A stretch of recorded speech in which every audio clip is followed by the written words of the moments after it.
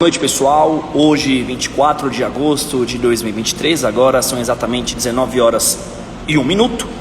Temos mais uma super live a tratar aqui com você sobre segurança cibernética e golpes aplicadas em redes sociais, e como convidado, meu grande amigo e professor Vitor Hugo, na qual já está aqui conosco. Já vou fazer o convite.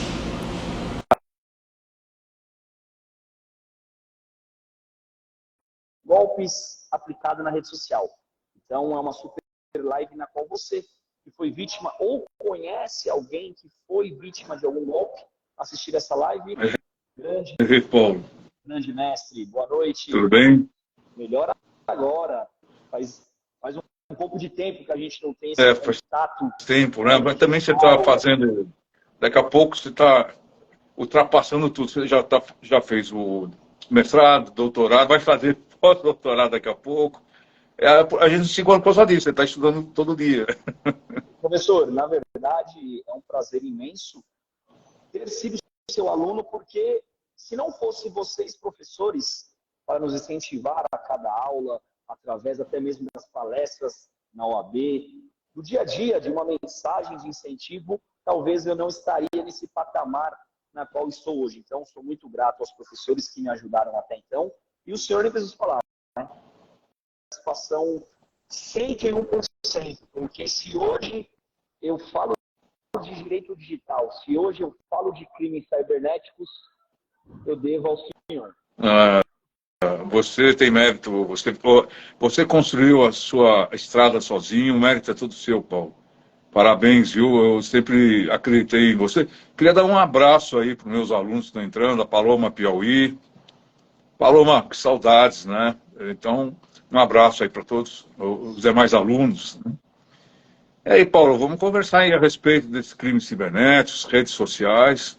Vamos ver o que precisa aí. Sim, e o tema é de extrema importância, porque atualmente a gente vive em uma plataforma digital, e quando eu falo plataforma digital, é todas as redes sociais englobadas, tanto Instagram, quanto Facebook, quanto WhatsApp, TikTok, enfim. E às vezes as pessoas perguntam, internet tem lei ou não? Né? Então, para quem não conhece profundamente sobre o direito digital, fala que não tem lei. Mas, para nós, né, que estudamos, nós sabemos que tem lei. Então, o tema que envolve a segurança cibernética, né, as pessoas que têm suas redes sociais invadidas por criminosos, golpe da pirâmide, golpe do Pix, enfim. Essa live é de extrema importância para que todos, de uma certa forma, saibam como se proteger dos criminosos. Ultimamente, quando houve a mudança, né, do espaço físico para o ciberespaço, obviamente que no ciberespaço você tem muito mais rapidez, né, nas conversas, com um clique, né, você está já na China, no Japão, quer dizer, há uma mudança, né, inclusive cultural. E o ciberespaço, ele permitiu a criação de várias culturas e contraculturas, tá? E, obviamente, que essa migração do espaço físico para o espaço virtual, ela também trouxe não só benefícios, mas também trouxe alguns problemas, que é exatamente isso que ocorre com a segurança cibernética. Então, hoje nós estamos um sistema, né, que é a cibersegurança, e nós precisamos saber, né, como proteger esse capital que é nosso, né? Ou seja, como nós podemos nos blindar, né, na internet. As empresas, obviamente, como elas têm recursos, né, suficientes para isso, elas podem, então, fazer uma blindagem cibernética bem poderosa. Até porque, né, um eventual ataque a uma empresa ou um órgão, né, governamental, ela tem uma repercussão muito grande. Você imagina, por exemplo, um ataque a um silo atômico, né, através do hackeamento, ou então, enfim, um ataque de guerra mesmo, né, cibernética. Quer dizer, todo o entorno vai sofrer. Então, um ataque desse pode fazer cair a eletricidade, energia, o fornecimento de água, o investimento das empresas nesse ponto é muito grande. Então, sobrou para nós, né, os particulares, as pessoas naturais, né, como se proteger aí, como se blindar o seu perfil, pelo menos, né, na internet. Nós temos vários crimes que são praticados aí na internet e novos crimes são desenvolvidos. Então, antigamente, eu até falava, olha, não existe um direito digital, né? Existe um direito da informática. Por quê? Porque não existia, né, até então, o direito digital não influenciava na vida das pessoas. Hoje passa a ser influenciado aí, né, um verdadeiro ramo, que é o ramo do direito digital, e dentro desse direito digital nós temos que aprender como fazer essas blindagens, né? Então você imagina aí eu tive aí várias experiências, né, com alunos, ex-alunos, amigos, né, clientes, né, também. Então, o que acontece? Por exemplo, teve uma colega que ela tinha uma pequena empresa numa rede social que vendia florais, mexia com florais. E ela estava ali, né, ela saiu, ela largou o emprego dela, começou a se dar bem, né, nessa venda de florais. E aí, de repente, quando ela estava ali faturando mais ou menos uns 20, 30 mil reais por mês, ela saiu do emprego dela e ficou com essa entidade, né, virtual. E aí roubaram o perfil. Né, roubaram o perfil. Essa pessoa teve um problema psicológico, inclusive, porque roubaram tudo que era dela. Inclusive os florais, ela que desenvolveu, né, e começaram a vender os florais dela de qualquer forma aí na internet. Então, para recuperar essa conta, né, para fazer tudo isso, houve ali assim, uma série de esforços. E as pessoas, então o que acontece? Algumas delas, preocupadas, né, elas fazem essa blindagem, o que é o correto. Mas a maioria não faz a blindagem. Eles abrem, né, ficam na certeza de que as redes sociais, elas mesmas, façam essa blindagem patrimonial, e, na verdade, essas empresas têm essa obrigação de fazer essa blindagem, mas você não consegue cobrir tudo, as empresas não conseguem cobrir tudo. Então, também existe um cuidado do lado, né, do usuário, que ele acaba não adotando. Então, aí a coisa complica, né, Paulo? Na verdade, professor, o senhor tocou num ponto que aconteceu ontem, e eu até trouxe para a live porque eu achei interessante. Olha só, uma cliente, usuária de rede social, assim como nós, tem a sua conta verificada, ou seja, ela tem autenticação em 2 fatores, que é um método, é uma camada de segurança que o próprio Instagram, né, indica aos seus usuários para que hackers, criminosos, não tente invadir a sua conta. Ela tem o selo de verificação e, mesmo assim, hackers conseguiram invadir a sua conta e estão aplicando golpes. Então, olha só, ela tem a autenticação em 2 fatores ativada na código. Só que os golpistas, eles foram tão rápidos que eles entraram na conta dela, trocaram todos os dados, e-mail, telefone, e estão aplicando golpe. E diversas pessoas caindo no golpe. E eu falo aí de valores astronômicos, 20 mil, 18 mil, 15 mil. Né? E detalhe, ela tem mais de 100 mil seguidores. Então, ela não é uma pessoa, não é menosprezando, né? Até mesmo nós, que somos usuários que tem uma quantidade de seguidores assim, entre 2 a 5 mil. Ela tem 100 mil seguidores. Então, ela é uma pessoa, figura pública, ela trabalha com a plataforma, né? A sua retenção salarial é o Instagram.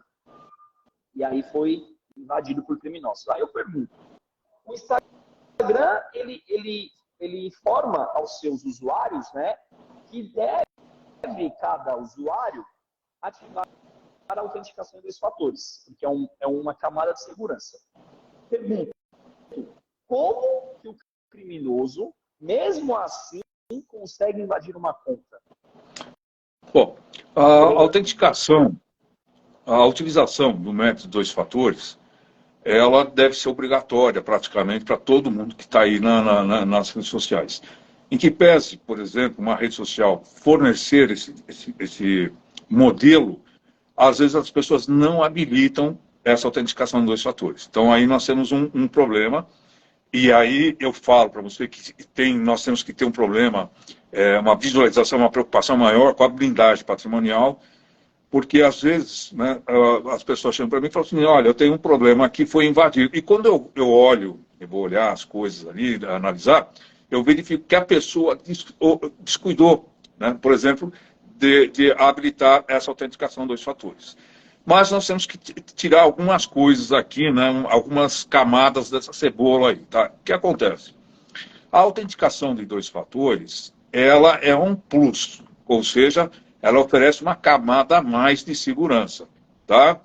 E, normalmente, quando se utiliza a autenticação de 2 fatores, as pessoas optam por receber a chave por SMS. Tá? Só que o SMS não é criptografado. Você consegue clonar isso. Então está aí aonde ela se descuidou. Deu para você entender? Por que se utiliza o SMS ao invés de um aplicativo externo, por exemplo? Né? Quando você faz a autenticação dos fatores, você tem alguns aplicativos que são externos, alguns apps aí. Não, você tem aí o Google, né? Você tem o Microsoft, você tem até o serviço de terceiros que geram essas chaves. Tá?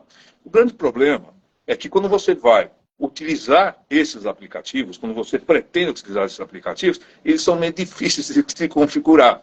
E aí, aí nós temos 2 problemas. Primeiro, tá? Se as chaves ficam na nuvem, tá? E a pessoa perde a chave, ele acabou de perder todo o seu sistema ali. Né? Então ele vai ter que ter uma nova, um novo perfil, um novo nome e tudo mais. Tá? Existe um aplicativo de terceiro que você pode guardar isso dentro do seu computador. É um aplicativo que é muito... E você pode guardar essa chave no seu computador, não em nuvem. Mas também você corre o risco, né? Então, você corre o risco de perder essa chave, tá? Então, fica mais fácil utilizar o SMS. O SMS, ele não é criptografado, tá? Sim. Então, o que acontece? Há uma vulnerabilidade aqui. Ou quando eu digo vulnerabilidade, eu estou dizendo que o SMS é seguro, mas, né, para algumas pessoas, exatamente, há a possibilidade de você hackear o SMS, sem nenhum problema. E aí, como é que é feito esses hackeamentos? Tá? Bom, aí você tem diversas, né, assim, manobras que podem ser utilizadas. A manobra que se mais utiliza, né, ou seja, a manobra maliciosa que mais se utiliza, é a engenharia social. Tá? Então, se manda, por exemplo, né, um SMS falso, né, e eu tenho já recebido aqui SMS falso, tá? E aí, de repente, você não pediu aquilo. Você não pediu aquela mensagem. E ela aparece. Verdadeiro smishing, né? No nosso linguajar. Isso. E aí você clica lá no link, que é o phishing, né? Então você acaba, né, entrando ali pelo cano. Então, uma coisa, né, que nós temos muitos influenciadores digitais, né? Nós temos os micro-influenciadores digitais. O micro-influenciador é aquele que tem até 11 mil, né, seguidores. Acima disso, você já fala que é um influencer, né? Esses influenciadores, normalmente, né, só depois de algum tempo, né, que eles se preocupam com a blindagem da conta, né? Porque, então, até lá, então, houve já exposição de dados, tá certo? Você pode montar, né, por exemplo, você pode fazer a portabilidade, né, do chip, você sabe disso, tá? Através de algumas informações que eu posso pegar aí na rede, você está entendendo? Então, hoje, as companhias de telefonia já estão preocupadas em como evitar, ou como blindar essa portabilidade, né? Porque basta você fornecer seu CPF ou alguns dados ali, sem estar presencialmente, né? Que acaba ocorrendo a portabilidade, e aí você tem acesso à conta. Né? Então, a coisa fica complicada. Mas eu acho que hoje, o que é principal mesmo, eu até abri aqui um curso, né, sobre blindagem patrimonial, entendeu? Um curso simples, né, mas que é importante esse curso para quem deseja, né, exercer aí todas as suas atividades, né, nas redes sociais. são pequenos detalhes, né, que você sabe que as grandes quedas ocorrem por causa de pequenos detalhes. Né, não são os grandes, então não são. Então, são aqueles pequenos detalhes que acabam, né, te dando aquele problema e aquele prejuízo. Então, o que eu penso é que as pessoas, elas precisam, apesar de nós termos aí, né, na mídia impressa e falada, na mídia digital, todo dia tem uma observação, mas todo dia alguém cai nesses golpes, tá? Então, isso não é que há falta de informação, ao contrário, tem excesso de informação, mas pouca conscientização, né, dos internautas, e acaba ocorrendo, aí os problemas acabam ocorrendo. Professor, eu vou até citar circunstâncias na qual eu atuo, né, diariamente, essas questões de crimes cibernéticos em redes sociais. Então, por exemplo, você pega um perfil na qual está lá, Vitor Hugo fez uma postagem onde a pessoa faz um Pix de 1.000 para receber 5.000. A pessoa faz um Pix de 2 para receber 8. Gente, pelo amor de Deus, isso não existe. Isso não existe. Então, isso que você está relatando é exatamente a engenharia social. Por quê? A engenharia social, ela tem uma base com que ela trabalha. Tá? A engenharia social, ela trabalha com o psicológico da pessoa. Ou seja, ela trabalha, né, as falhas psicológicas que uma pessoa tem. Tá, ok? Então, por exemplo, vamos supor, todo mundo quer ganhar algum dinheiro tranquilo, mais fácil, não é isso? Então, é fácil você, através da engenharia social, né, trabalhar esse psicológico e a pessoa acaba sendo enganada. Tá? Então, uma das aplicações da engenharia social é esse do Pix que você está colocando. Tá? A outra é aquela de vendas, né, de aparelhos aí na internet. Que, por exemplo, alguém, vou vender todo o escritório do Paulo Roberto. Então, aquela mesa lá que ele pagou R$ 5.000, aquele computador, estou vendendo por R$ 1.000 porque ele vai viajar, você está entendendo? Você está trabalhando, né, com aquela vantagem, né? Que vantagem a pessoa pode levar? Então você dá vantagem para ela e ela vai te procurar. Você não precisa fazer muito esforço.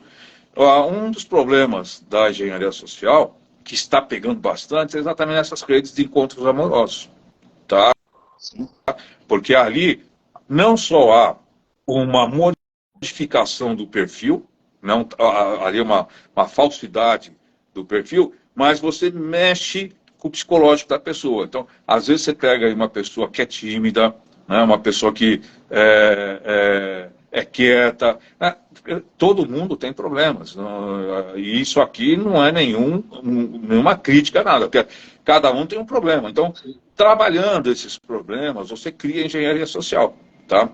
E aí, mesmo que você avise, olha, pessoal, tá aí, ó, encontro amoroso, o cara foi sequestrado, tá no cativeiro, tá certo? Mesmo você fazendo isso, as pessoas ainda procuram porque elas acreditam, né, que com ela não vai acontecer. Não é isso? Então, esse é um grande problema. E nessa toada, né, nessa mesma toada, eu costumo dizer o quê? É uma situação que eu observo muito em rede social, principalmente com as mulheres que ficam vulneráveis diante dessa situação.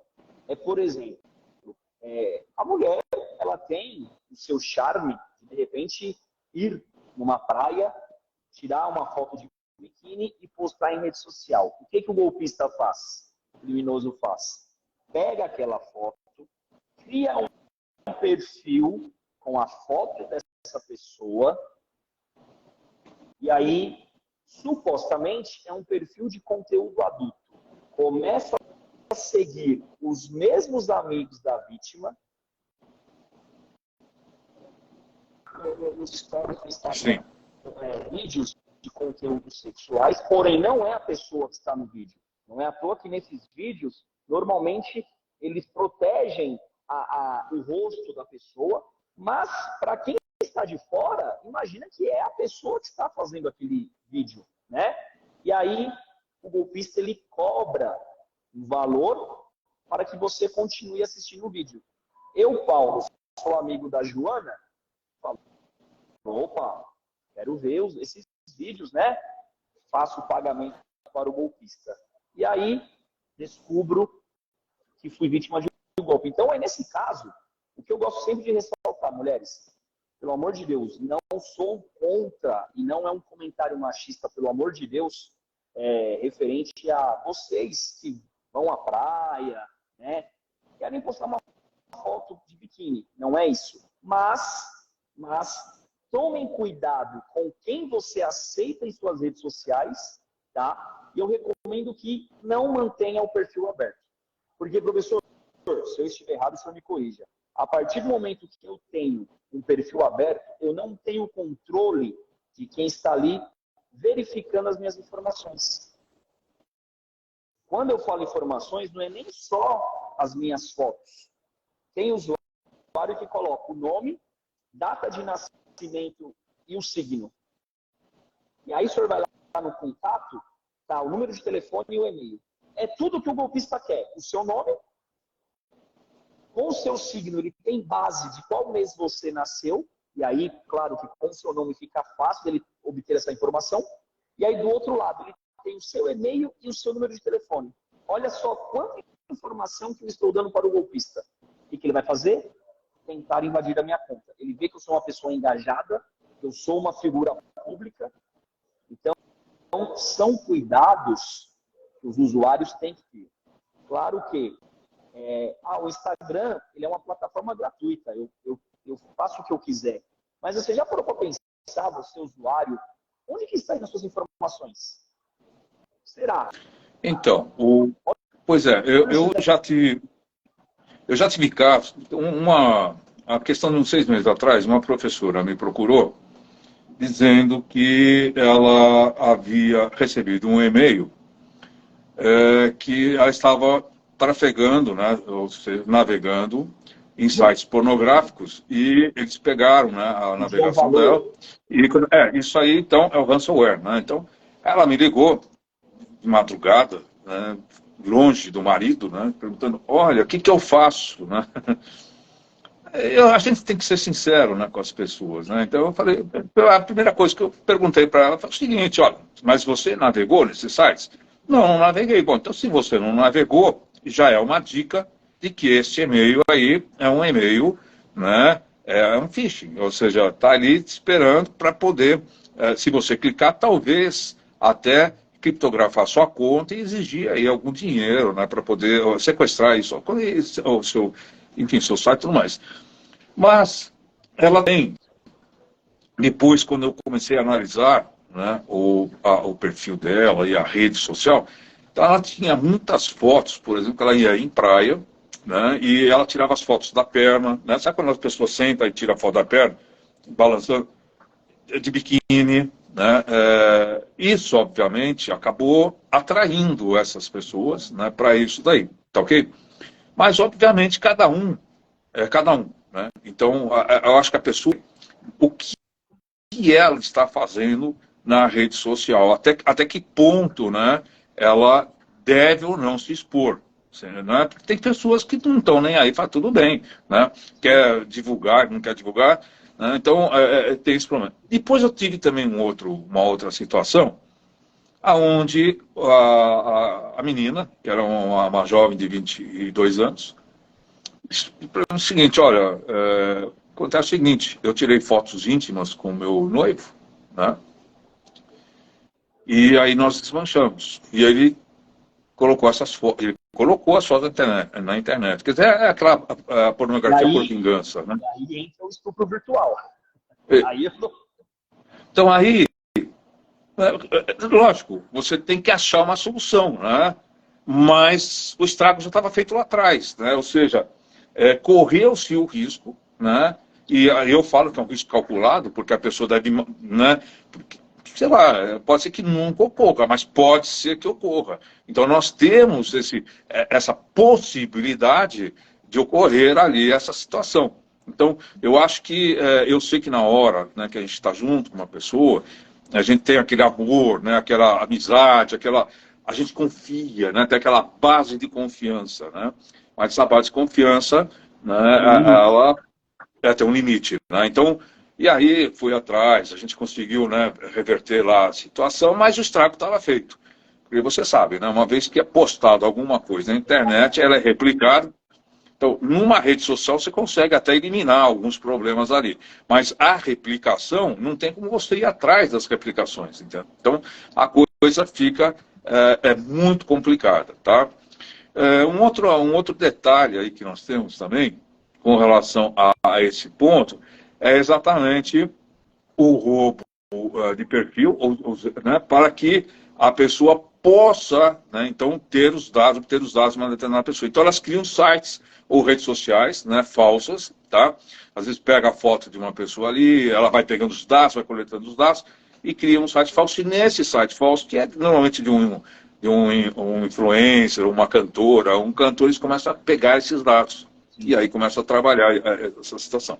Então, existem algumas coisas que a pessoa pode fazer. Tá? Então, primeiro, tá, é aquilo que você falou, né, é não liberar ou não abrir muito o perfil. Mas, aí também tem um problema, né? Se você, quem está na rede, né, com exceção das empresas, tá, você tem a LAI, a Lei de Acesso à Informação, que você acha tudo na internet. Então, não tem, né, se liberar ou não liberar o perfil, vai dar na mesma coisa. O que vai acontecer é que o que você deve, o que as pessoas devem fazer, é tentar verificar quais são esses dados que ela pode ou não divulgar. Por exemplo, né, dados sensíveis, não.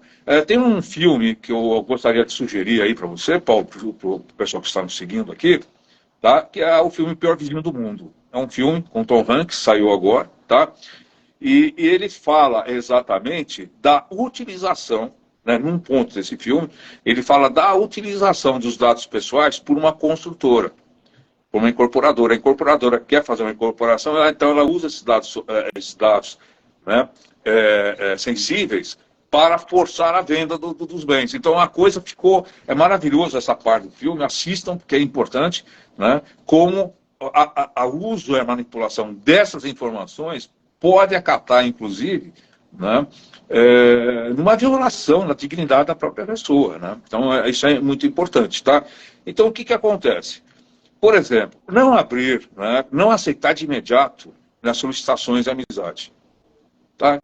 Então, a pessoa pediu ali, ela quer ser sua amiga, pô, faça uma pesquisa lá na internet, confira, verifique aquela foto, verifique não sei o quê, dá uma olhadinha, faça uma pesquisa, porque hoje você consegue ter essas informações, daqui a pouco você sabe quem é a pessoa. Então, tudo bem, aí você libera, né? Então, a pessoa acaba entrando lá para a sua rede social.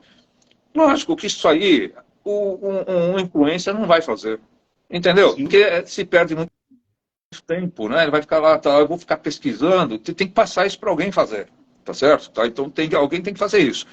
Outra coisa, né? Confira. Né? Tem gente, por exemplo, que eu já vi, né, que vão comprar alguma coisa, por exemplo, numa rede social, e eles vão verificar se quem está vendendo, né, tem o CNPJ, se existe, se não existe, tudo mais, e aí tudo bem. Ele acaba fazendo até uma compra tranquila, mas às vezes o site também é falso. Pode cair no golpe. Exatamente. Então, precisaria dar uma... Então, tem que ter alguém, ou alguém, um auxiliar, sei lá, enfim, que faça essa blindagem patrimonial, né? Que comece a pesquisar. Obviamente que essa blindagem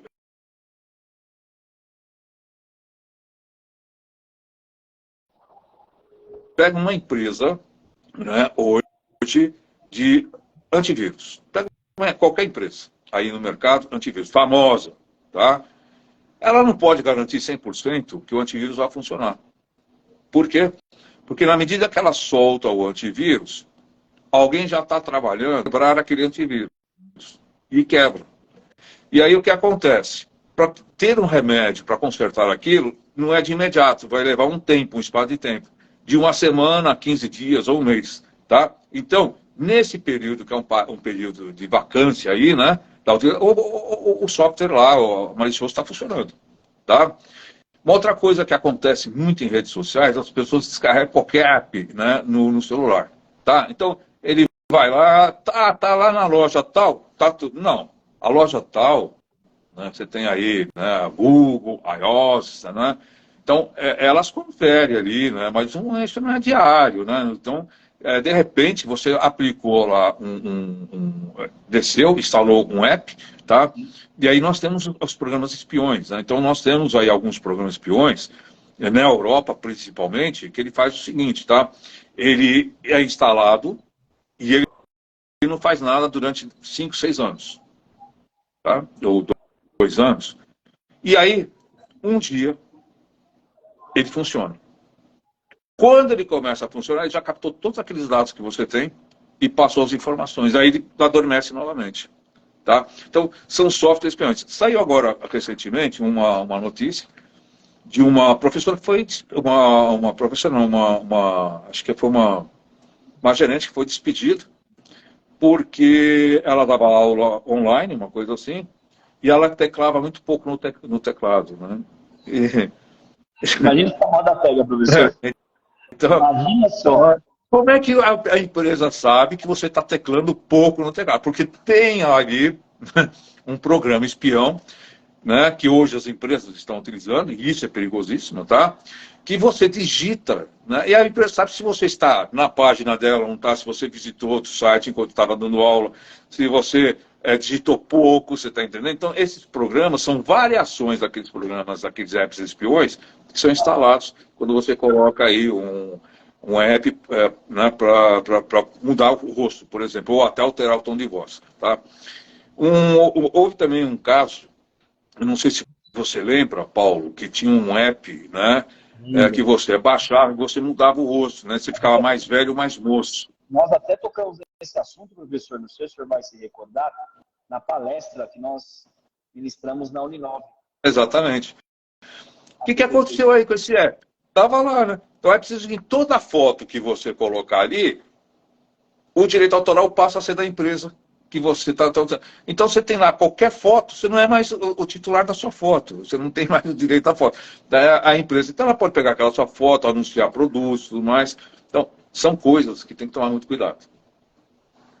O senhor tocou até num ponto de aplicativos e recentemente teve o Remini, ou Remini, né?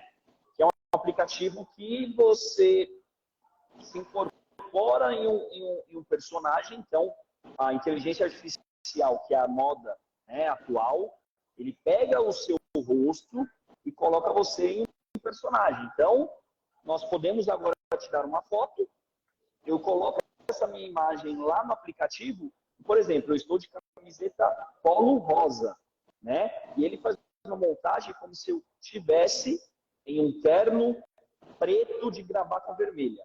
Então, foi uma febre. Todo mundo baixou o aplicativo, tinha que pagar um valor, salvo engano, de R$ 25 por semana, né? Então, assim, várias pessoas baixaram, né? Porque tinha a versão gratuita, mas sem ter a noção de que estava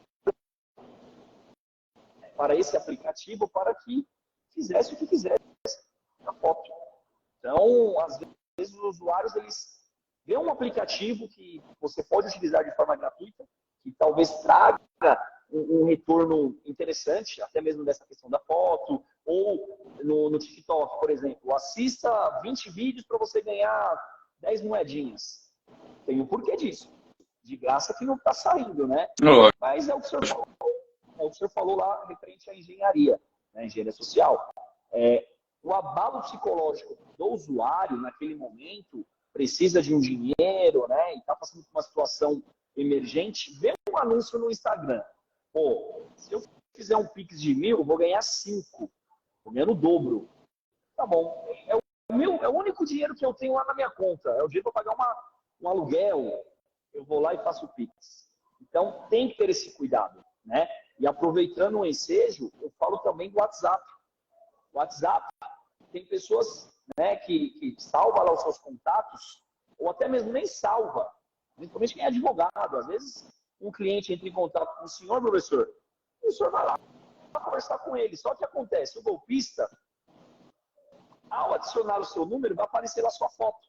Ele fala, opa, já tem a foto do Vitor Hugo. O que eu vou fazer? Vou criar um novo perfil.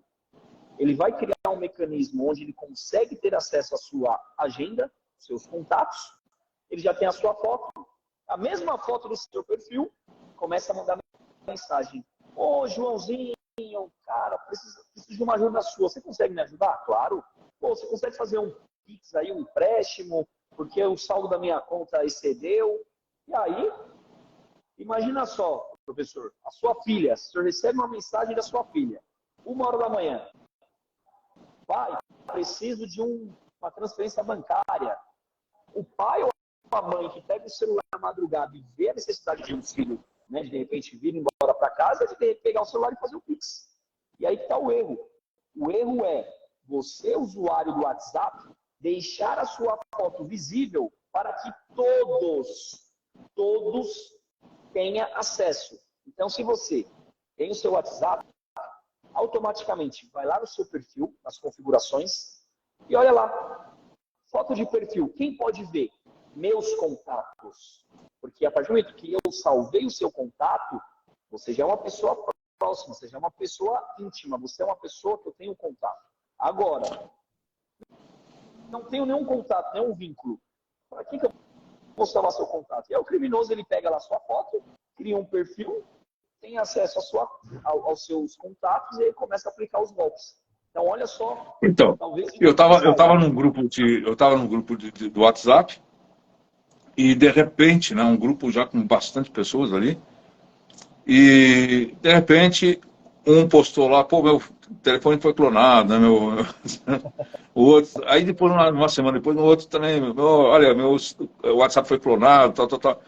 Então, foi essa falta de atenção deles tirarem essa foto ali, de ir nas configurações de privacidade, né? E só quem pode ver a foto é quem está na sua lista de contatos, entendeu? Acabou, entendeu?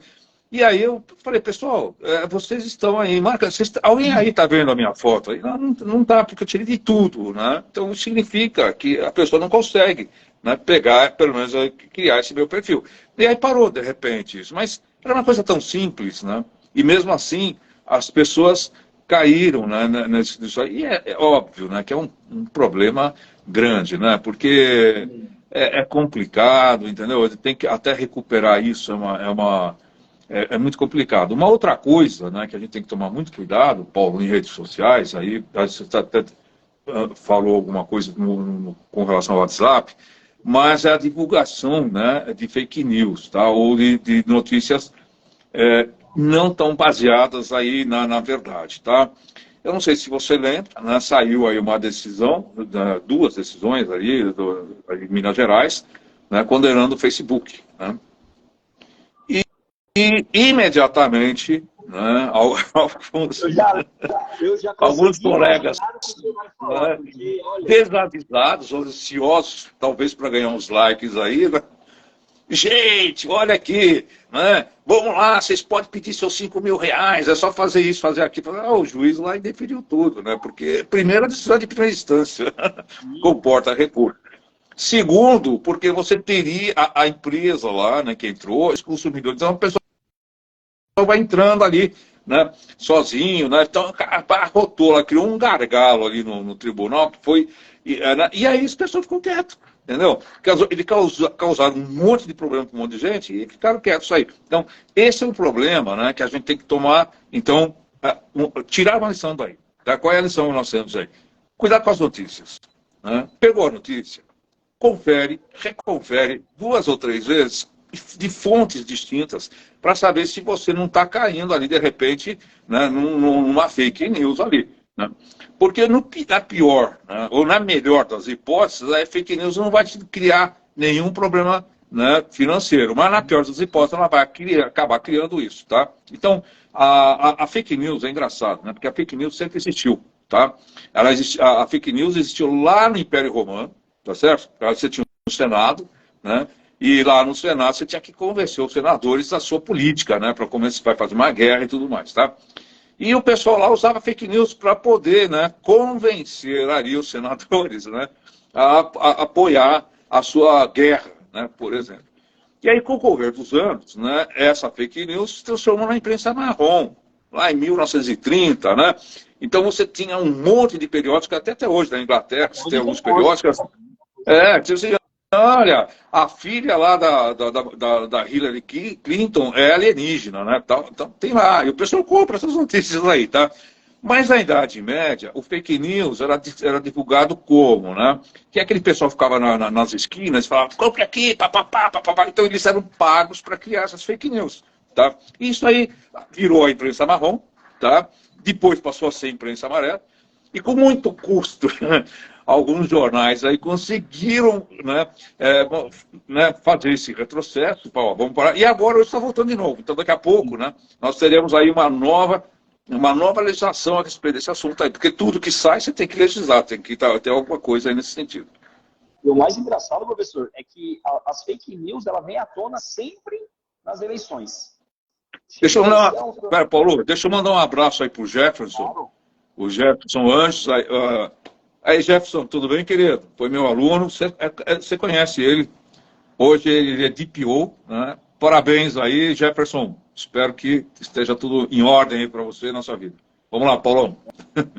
Antes de continuar com a minha fala, gente, não sei se todos aqui são alunos da Uninove ou foram alunos da Uninove, mas eu sou uma pessoa que sou muito grato pela universidade. Foi uma universidade que me acolheu. Para quem me conhece mais a fundo sabe que as necessidades que eu passei para conseguir me formar, né?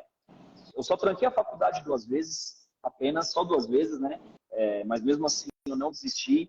Ingressei na Uninove em 2015 e ali foi o recomeço da minha vida. Então, tive a honra de ser aluno do professor Vitor Hugo, isso no 3º semestre, que me acolheu de uma forma que eu não tenho nem palavras, né? Já me chamou, Paulo, eu tenho uma comissão lá na OAB São Paulo, é uma comissão de ciência e tecnologia, quero você lá. Eu lembro, professor, que eu chegava lá nas reuniões e eu ficava assim, gente, o que eles estão falando? DPO, direito digital, Peraí. Tem um detalhe aí, gente, que vocês não sabem, tá? O Paulo era estudante. Aí eu falei para o Paulo, eu vou criar aqui um evento num sábado. Que evento na OAB de sábado, quase ninguém vai, né? Então, eu falei, vou criar um evento, vai ser o dia inteiro, nós vamos falar sobre direito digital. E você, Paulo, e mais alguns aí, vão palestrar da sua opinião. E assim... O Paulo mandou ver, lotou, a OAB lotou, né? Você lembra, Paulo? Lotou. No sábado ficou, todo mundo saiu para almoçar no meu restaurante, lotamos ao restaurante. E o Paulo mandou ver lá. Parabéns. Mas é o que eu falo, professor, o senhor me preparou, né? Então, nas reuniões, eu ficava, o que é compliance, o que é direito digital, o que é DPO, e quando eu vi que o assunto era muito interessante, e aí eu lembro até hoje que o senhor e o professor Alexandre Rodrigues, que foi meu professor de Direito Penal, me chamaram no corredor, o senhor lembra dessa cena? O horário era intervalo, era época de TCC, e eu ia falar sobre feminicídio, e aí o senhor e o professor Alexandre falou, Paulo, seguinte, ontem aconteceu um julgado sobre estupro virtual. Cara, estuda esse tema e vai para cima. Eu lembro até hoje. Estupro virtual, gente, como assim? Desde quando dá para o criminoso estuprar uma mulher pela internet? Enfim, estudei, peguei matérias, peguei o julgado e noites e noites. E aí é uma coisa que eu sempre digo, que é válido, né? Às vezes a gente está num período de estudos e os amigos, eles nunca vão entender isso. Então, Paulo, vamos tomar cerveja. Paulo, vamos para a praia. E às vezes um não que você fala, eles acham ruim. Então eu fiz isso a minha vida inteira, né? Durante meus estudos. Fiz meu TCC e fui aprovado. Saí da faculdade, da graduação. Fiz a pós-graduação em Direito Digital e Compliance. Me formei. E esse quesito que o senhor falou, professor, da palestra, foi um ponto que, assim, eu nunca tinha dado palestra na minha vida, né? O máximo que eu faria era apresentações na sala de aula, que é diferente. O senhor está ali com pessoas que o senhor vê todo dia, né? E a palestra ela foi uma experiência muito boa para mim, porque eu cheguei, não conhecia quase ninguém, eu era apenas um estudante de direito, e lá tinha advogados, engenheiros, né? A nossa comissão era bem setorial, referente a isso. E eu falei, o que eu estou fazendo aqui, gente? Sábado, né? Eu lembro que quando chegou a minha vez, estava chegando a minha vez, me deu uma suadeira, fui no banheiro, abri o rosto, olhei no espelho e falei, se eu tranquei a faculdade 2 vezes e cheguei até aqui, uma palestra para mim, eu vou tirar de letra. Estufei o peito e fui, e graças a Deus eu tive boas recomendações, né? Bons elogios de professores, de colegas que estavam lá, mas tudo isso, volto a repetir, foi graças ao Senhor Não, mas que pegou você, pegou na minha mão. o É o que eu costumo mérito dizer. o mérito foi todo seu, Paulo. O mérito foi todo seu. Até vi recentemente, né, que você fez aí alguns artigos sobre estupro virtual e foi citado. Você foi citado em petições e pelo tribunal. Parabéns, tá, Paulo? Então é por aí mesmo, tá? Professor, Então, isso é gratificante. Imagina só, o senhor que é professor, que me deu aula, e quando eu vi que esses meus artigos estavam inseridos em TCC, em artigos científicos, eu fiquei de boca aberta. Fiquei, eu acho, uns 10 minutos tentando entender aquela sensação. Então, imagina só, se eu, aluno, né, se eu, autor do artigo, me senti lisonjeado, imagine o senhor que foi meu professor, que me indicou. É o que eu costumo dizer. A criança, quando ela aprende a andar, ela não aprende a andar sozinha.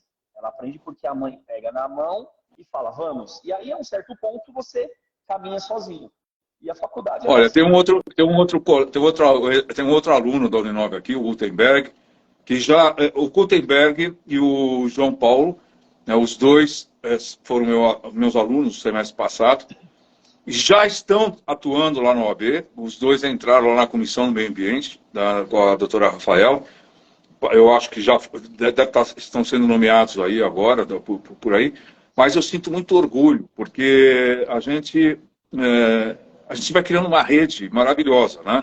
Por exemplo, nessa minha rede eu tenho você, a gente, de lá para cá, a gente conversa toda semana, bate papo.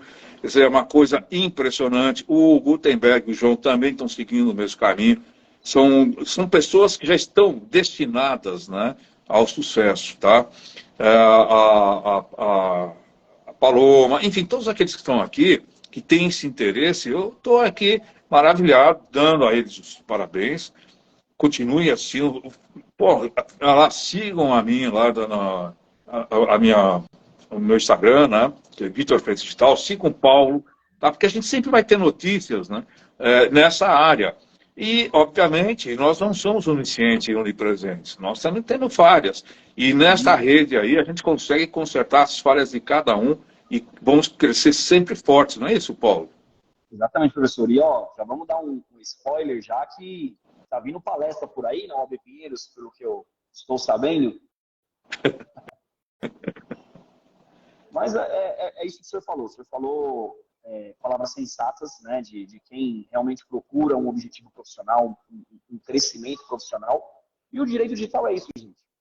Eu me vejo 5 anos atrás, um amante do direito penal, não queria saber de outra matéria, e hoje todo mundo me procura por conta do direito digital. Então, é uma área muito promissora, né? Então, se você tem curiosidade, invista, faça um curso, procure o professor Vitor Hugo, procure saber quando vai ter palestras, quando vai ter lives, procure fazer parte de comissões dentro da OAB, que eu acho que é muito importante.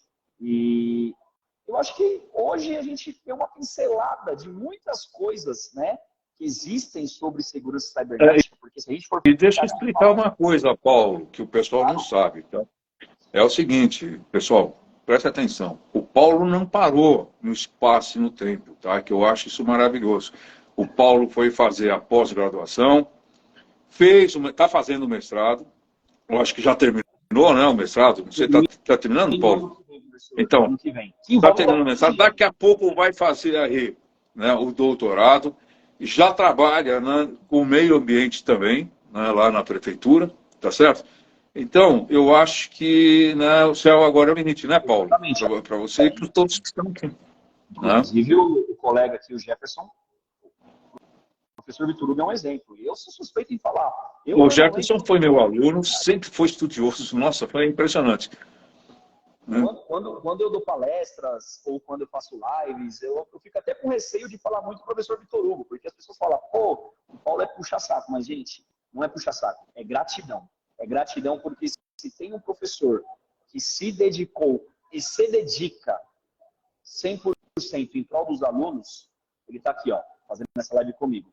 Hoje, quinta-feira, 19 horas e 51 minutos, pergunto, será que qualquer professor estaria aqui fazendo uma live educativa, falando sobre direito digital, sobre segurança cibernética? Poucos. Nós estamos aqui porque eu acho que é importante trazer essa temática, né, da tecnologia para vocês. Não sei se o senhor lembra, professor, a Cristiane, também doutora Lembro. da OAB de Guarulhos, que também participou algumas vezes das Isso. palestras, das nossas lives, é uma grande amiga. E, professor, para a gente finalizar sobre segurança cibernética, que é um ponto que eu sempre gosto de falar também, a gente falou de dados sensíveis, né? Então, eu vou dar abertura para o senhor falar um pouco o que são os dados sensíveis. E aí, depois dessa sua fala, professor, a gente pode falar de usuários que colocam esses dados sensíveis como chave Pix. E aí facilita também os golpistas ter acesso à sua conta. Vamos falar do Pix primeiro. Tá? O Pix é um problema. O Pix resolve maravilhosamente bem o problema, né, no mercado. Então você vai comprar, vai vender, Pix resolveu o problema. Só que aí você tem um detalhe, tá? O Pix, né, é tão fácil de usar, é tão rápido de usar, que ele acaba permitindo, né, uma violação, né, das pessoas. Por exemplo, a pessoa está lá com o Pix dela, então nós temos a figura, né, do negócio jurídico, né, nós temos aí o problema da coação, né, a pessoa sofre a coação para assinar o Pix, aí como é que fica, né, aquela compra e venda que ele fez, né, mediante a coação? Será que a manifestação de vontade dele não vai valer ali? Então eu assisti um evento, né, onde tinha lá um especialista, né, eu não sou programador back-end, mas eu estou no mercado desde 1990. Eu fui o primeiro advogado a ter computador, né? E escrevi artigos, inclusive banco de dados, fui consultado aí, né, por um membro, né, do governo, naquela época, para criar um banco de dados lá da biblioteca dele. Bom, muito bem. Então, eu imagino que eu sei o que estou falando. Aí esse especialista diz o seguinte: gente, o Pix é legal, tá? E aí alguém pergunta para ele, mas e esses roubos aí que estão acontecendo? Ah, bom, isso é problema de segurança pública. Gente, desenvolve um programa sem ter a preocupação, né, com a segurança do usuário. Como é que pode ser isso? Hoje nós estamos caminhando para que qualquer app que você faça, ele já tenha no nascedouro, né, o design por padrão, quer dizer, a segurança por padrão. Então você desenvolve um programa que você resolve o problema do mercado, e aí, né, o mercado fica feliz, obviamente, porque você trabalha com o Pix, a coisa é rápida, aquele negócio todo, mas você deixa o problema de segurança pública para o Estado. E aí, para o cidadão. Eu acho que essa coisa aí você está errada. Você está entendendo? A coisa está errada porque tem muita gente que está aí usando, mas é sequestrado, fica em cativeiro, apanha, né, toma. Quer dizer, a pessoa sai de lá, né? Legal, hein, esse Pix. E aí a pessoa sai de lá com a dignidade, que é um dos direitos fundamentais, né, assegurados pela Constituição Federal, totalmente, né, lapidada aí. Quer dizer, então já foi para o espaço, tá? E com relação agora, a primeira pergunta que você fez, com relação aos dados sensíveis, a coisa preocupante. Eu citei para você um filme, né, O Pior Vizinho do Mundo, tá?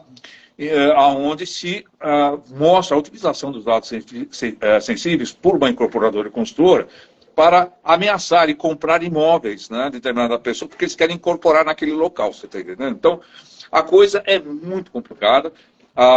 Aqui o Jefferson está aí seguindo a gente, o Jefferson é DPO aí, e ele sabe do que eu estou falando, porque é o seguinte: você, quando trabalha com dados sensíveis, né, o cuidado é muito grande, porque você imagina, né, se um dado sensível meu cai aí na rede social, sei lá, qualquer um deles, e aí as operadoras, né, médicas, né, até cancelam os contratos.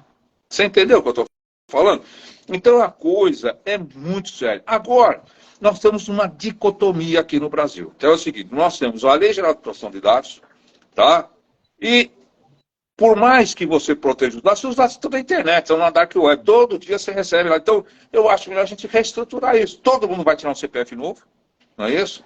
né? Todo mundo, ou o governo vai ter que fazer alguma coisa aí, porque tem que haver uma regulamentação com relação a isso, ponto tem que ser bravo, né? Não adianta você colocar lá uma primeira, por exemplo, penalidade pela Lei Geral de Proteção de Dados, né? E parar por aí, tem que pegar pesado, a coisa tem que ser muito forte. Então, é assim, e a mentalidade, às vezes, do brasileiro é o seguinte, pô, você dá uma penalidade muito grande para essa empresa, ela vai falir. Mas pô, se vai falir, o problema é dela, entendeu? O que você tem que dar é o exemplo. Então, nós temos um caso que é muito importante, que é o deepfake, né? O deepfake vai criar problemas sérios. Então, o que acontece? Você está aqui, estou conversando com você aqui, na verdade, né, eu coloco o rosto, né, aqui de um presidente da República, Barack Obama, que começa a conversar com você. Você está entendendo? Tá certo? Com esse meu corpo, o rosto. Então, o deepfake é uma coisa que é uma coisa que nós precisamos tomar muito cuidado. A mesma coisa com a clonagem de voz por inteligência artificial. Você viu agora há pouco uma influencer americana, né, desconfiada que o namorado dela estava saindo com outra, clonou a voz, ele ligou para o amigo e descobriu tudo ali. Né? Isso, no mínimo, é crime, né, de falsidade. Tá certo? Tá? Então tem que ser apenado violentamente. Você quer like? Tudo bem. Só que você vai pagar, né? Você vai ter responsabilidade civil criminalmente na mesma proporção. E não é coisa assim de R$1.000. Vamos pegar um exemplo. Você já viu a quantidade de pessoas embriagadas que matam os outros, paga lá R$1.000 de fiança e vai embora? E o outro está morto lá, a família perdeu tudo. Não é isso? Tá? Então, é uma coisa que a gente precisa tomar cuidado. Então, aqui, o Jefferson está falando, ó, deepfake é algo complicado. E muitos fornecem a biometria facial em apps de filtros de fósforo. Então, nós temos que tomar cuidado com isso. É uma coisa, né, que, Paulo, quem estiver nos seguindo, escutando essa live, está aí a dica, né, para o futuro, para você. Então, debatam muito o deepfake, tá? Debato muito os dados sensíveis, né? E a sua utilização por essas empresas para forçar as pessoas a fazerem coisas que elas não devem fazer. Então, o futuro está aí, tá certo? Nós temos que ter.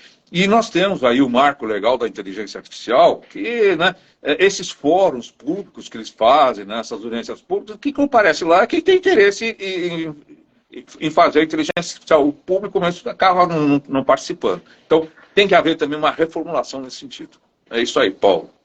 Professor, vou sugerir uma ideia, né? Sim. E aí a gente tem que saber a disponibilidade, não só do senhor, mas também da subseção.